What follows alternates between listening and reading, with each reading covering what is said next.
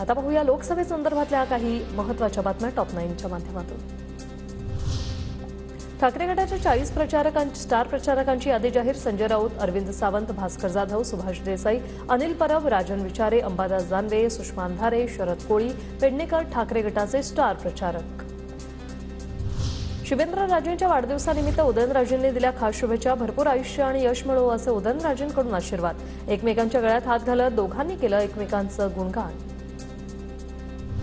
आदित्य ठाकरे यांच्या 2 एप्रिलला यवतमाळ वाशिम दौरा। संजय देशमुखांचा उमेदवारी अर्ज भरण्यासाठी उपस्थित राहणार। पोस्टल मैदानावर जाहीर सभेचंही आयोजन।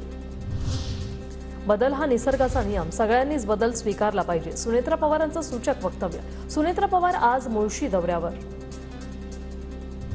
अजित पवारांचे भाचे यश पाटील मामी सुनेत्रा पवारांच्या प्रचारासाठी आता मैदानात। सुनेत्रा पवारांना लोकसभेची उमेदवारी जाहीर झाल्यानंतर यश पाटील 3 दिवस बारामतीसह ग्रामीण भागाचा दौरा करणार।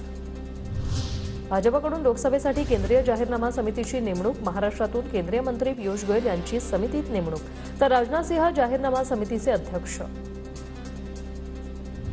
शरद पवारांनी दिलीप वळसे पाटलांची फोनवरून केली विचारपूस। घरात पडल्याने वळसे पाटलांना दुखापत झाली आहे।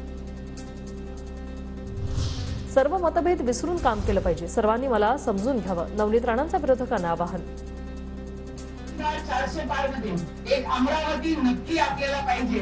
मतभेद होत असतात, एक परिवार आहे, तर भांडण लाव काय म्हणतात मराठीत भांडण लागतेच, आणि ते लागेल जरी असेल तो जो कल की बात है वो सभी लोग भूल के नई शुरुआत मोदी जी के हाथ मजबूत करने के लिए आम्हाला पुढे जावंच लागेल। राणांबद्दल कार्यकर्त्यांमध्ये प्रचंड नाराजी। ब्रह्मदेव खाली आले तरी अमरावतीची जागा मीच लढणार, बच्चू कडू यांची प्रतिक्रिया। जे वागणं आहे ते अतिशय मला वाटतंय राग येणारं, संताप येणारं। मग कार्यकर्त्यामध्ये प्रचंड नाराजी आहे। ब्रह्मदेव जरी आला तर अमरावतीतली उमेदवारी कायम राहील, जिंकून आणल्याशिवाय राहणार नाही।